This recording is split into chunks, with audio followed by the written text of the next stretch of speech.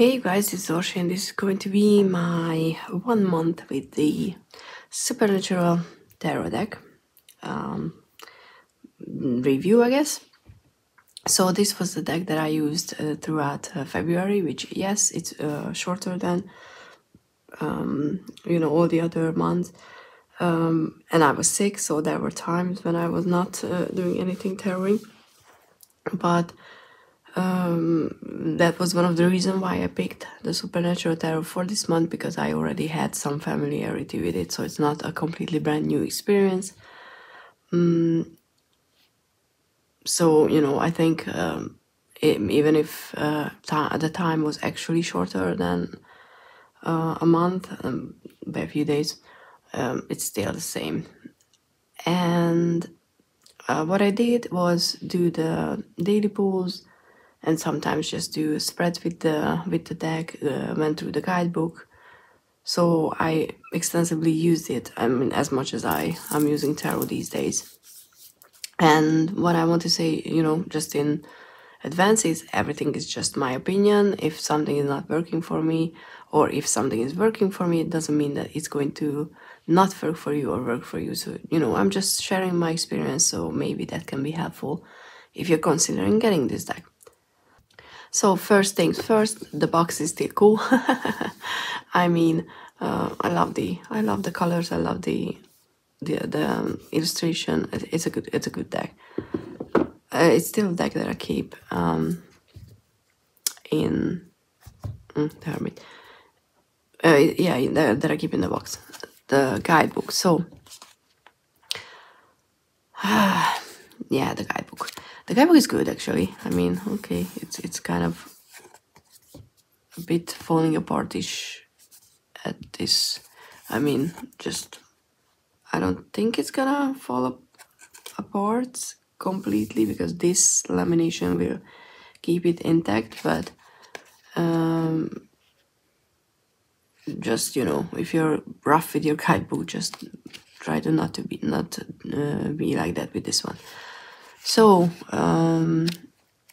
my overall opinion of the guidebook is, I like that there's, at least for the majors, you have a full page, bigger than, it's pretty much the same size as a card. I always appreciate that, so you can see details in the book as well. I think the correct characters were chosen well for the majors, even though I feel like, and I haven't checked actually, when was this made? Okay, it says 2021, which means it was probably made in 2029, and I have no idea when Supernatural ended, so let me check, because I have a feeling about something in, regarding this, but I don't want to say something that's not true. Okay, it started in 2005, wow. Okay, so it ended in 2020, so it's not true what I felt like with this deck. Or maybe, because, it was finished before the season was, or the whole series was finished. But I kind of feel like that it only deals with how characters are in the first half of the series. Like, when, for example, I kind of feel like Donna was picked because of how we meet her, not necessarily how the story progresses. And I kind of, even though, we have, the Darkness, we have Amara, so I don't know. But I still felt like with certain characters that they were picked when in a state when they entered the series, not necessarily when they, how they ended up, which is cool. I'm not saying it's a bad thing. I'm just saying that, I just noticed that, I kind of had that feeling. But then it probably was just made a little before the series ended. Wherever a character is actually depicted for the minors, like for example, Five of Zones, Five of Bones, we have Zakaria. I usually liked the character. I don't necessarily agree with the choices for different cards or how they interpreted the character, and some I would have switched. For example, the Five of Wands is a good idea, good example, because for me, Five of Wands is a Five of Wands. This would have been more so the Five of Swords for me, his character, what he was up to, how he was, like, acting. But, that's just a personal thing. When we're talking about a series long as this and well known as this, it's always, hard to just pick something that everybody likes, especially for minors. So I'm not, critical about it. It's just that for me, some of the associations were a bit hit and a miss, and I absolutely still mad. I'm disappointed, that's a better word. I'm disappointed about the lazy pips, not just for the illustration, because, those pentacles and, the bones are even better because they are at least, doesn't feel like pixely, but the pentacles, which I bet I won't find any. Okay. Like the three of pentacles is one of those cards that I just absolutely, like I said, disappointed, because what the hell is this? It's beyond lazy. And it's not just that, it's the description, it's the generic one. It kind of feels like they didn't have time to completely finish the deck, and for the cards that they had no time to make, they just have swapped in, like the generic meaning, and then slapped on some pentacles and bones and called it a day. I honestly feel like it was made like that, which is disappointing, because the rest was, worked on, and it could have been a good deck. So, but the guidebook is good, actually. Even with the generic meanings, you get enough to use the deck. So, if this is your intro into tarot, it's not gonna be a horrible one, I don't think so. But, and this is where it comes into picture, or, like, it matters how tactile the experienced tarot deck is, actually. Because, and, it's probably only a problem if you are overhand shuffling like me and you work with jumpers.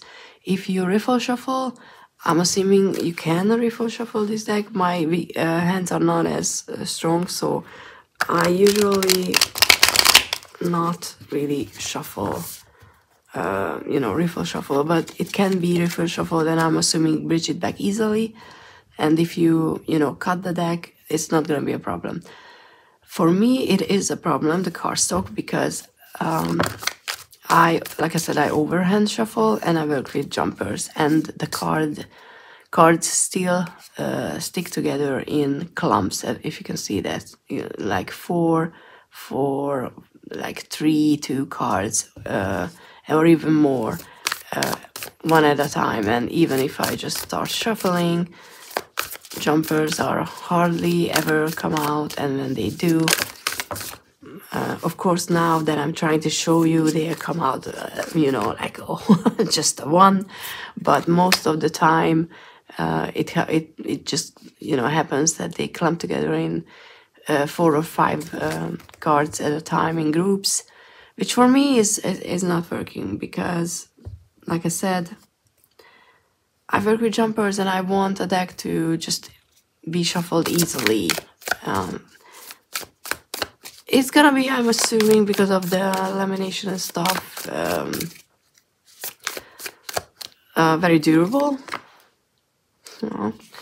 But to be honest, I don't think that I'm gonna work with this deck a lot. I was expecting, going through the guidebook, working with the deck, you know, like having more time with it to give me a more positive experience in a way that I really wanted to, you know, learn all the meanings. And maybe if I would rewatch the show like I did with Buffy, then the deck would speak to me more, because the characters, not just like, you know, Chuck, obviously, but Chuck. Their story would come more easier to mind, because there are those that I remember because I liked their character. So, but there are those that I'm like, oh yeah, it was her, or oh, obviously I loved Carly. I miss Carly, and Carly as a King of Pentacles is perfect. But characters like her, who I have to check in the guidebook and then remember what it was all about. So I think if you know the show, it's easier to make the association, just like I said with Buffy. But the cardstock is just, for me, like I said, for me personally, is something that gets in the way. I don't like shuffling a deck an extra awful long time, and I had to do it to get a card from it.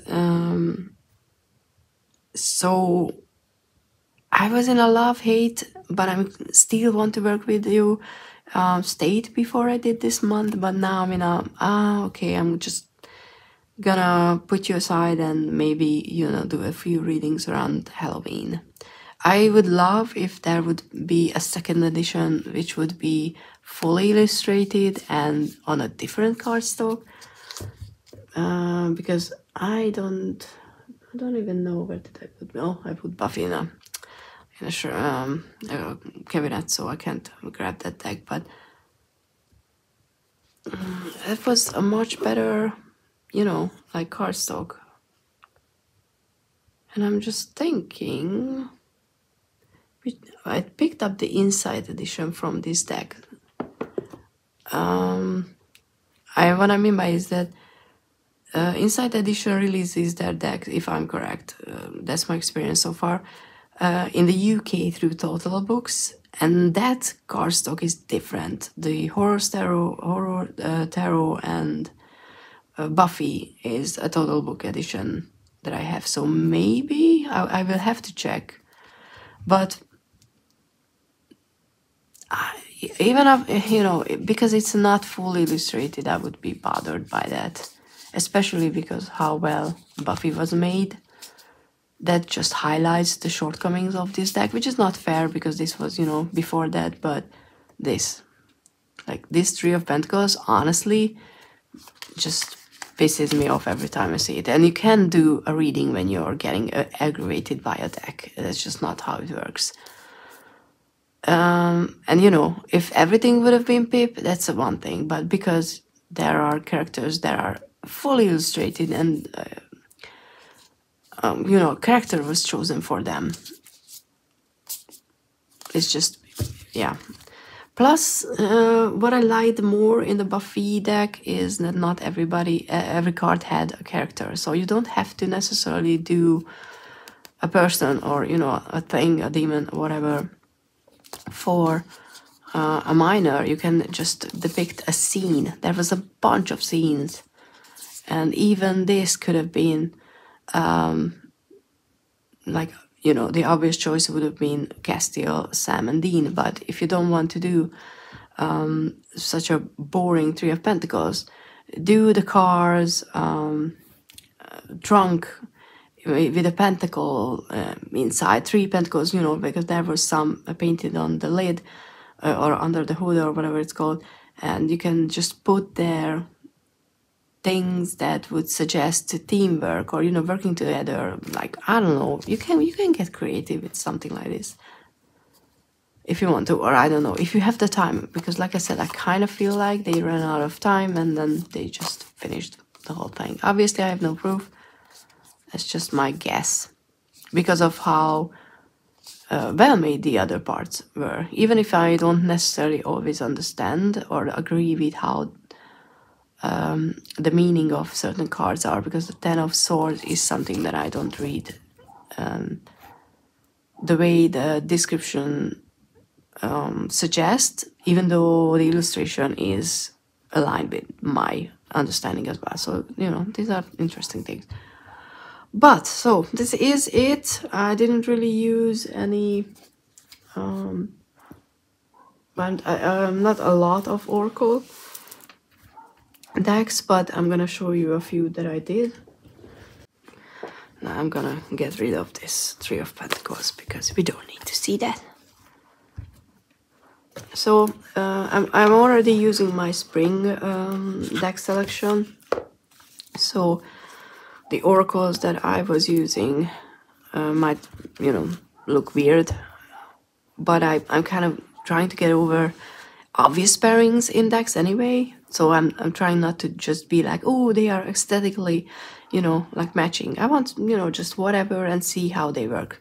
Grab whatever and see how they work. So this pair actually, thanks for, yeah, this was the last one, that's why it's upside down. This pairing actually works really well. I don't know why, maybe it's because it's dark and light, but Sweet William, the Fools. Gallantry, grant me a single smile. You have to check the guidebook, but if you just look at it, it works aesthetically, I think, much better than I expected it. And, you know, we have stuff like Strength with Lily, which is Majesty and Virtue. And if you think about what Strength is all about, and, you know, we have a vampire who decided not to be a vampire, so to speak, then Virtue can come into play. You can have that. And, you know, obviously, every time you have a deck that works with limited colors, if that color appears on the other card, it's always something that that can be paid attention to. Knight of Blades, Dignity. The devil made me do it. So do you have the dignity to, you know, make your own choices, or are you just a puppet? Hangman upside down. Thanks, Castile. Victory and Conquest. So, you know, that's a part of Castiel's story at some point. So what's the price you're paying for Victory and Conquest and stuff like that. So they actually work really nicely together unexpectedly. Not just aesthetically, but the messages and the keywords. Because they draw out a certain part of, especially with the Major Arcana, that card. Because, you know, with the Major Arcana, there are hundreds ways to interpret a card, and Oracle cards are good to just specify which one we're talking about in the reading. And another one that I used was the Field Guide to Cards and Dragons. Again, a very different aesthetic. Observe with this Four of Swords. Stealth with Justice. Prosperity with the Two of Swords, Two of Blades. You know, like these are just. I guess the point is that if the Oracle deck is really good, then it's gonna work. Five of Swords with Multitask, which is really interesting because how I read this card is being selfish. So, can you multitask and think about other people's feelings and emotions as well? With the Star and Support, you know, they work very well. So that was the Field Guide to Cards and Dragons. Sorry. And the last one was just an affirmation card because I wasn't in the mood for, you know, using anything really specifically. So I wanted to see how they look, and I like the colors. Like these were, in my opinion, matching aesthetically as well. And again, a very light versus dark combination. Okay, you have the Devil with Orchid. Your uniqueness is always perfectly lovely, says the Devil. Do you believe the Devil? We have Galadriel with the Five of Cups. You are divinely loved and protected with grace. And that for an angel who has a problem because they messed up. It's a very interesting a combination. And sometimes, you know, oracle cards can talk to characters in character-driven decks, I think, which is an added layer, and I always find it, you know, just fun. Ace of Pentagrams, pentagrams, I don't even know what that is. Ace of Pentagrams, Lavender, take time to cleanse and remove negativity. And, you know, that's a new start if you can get rid of the past and mistakes and stuff like that. And, oh, Ace of Blades with the gratitude and grace always look lovely on you. And the Mark of Cain. Okay, no, please, thank you.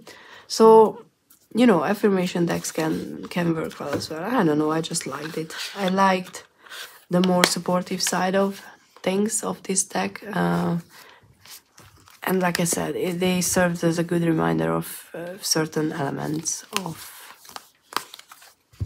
certain cards. So yeah, this is my 1 month with the deck.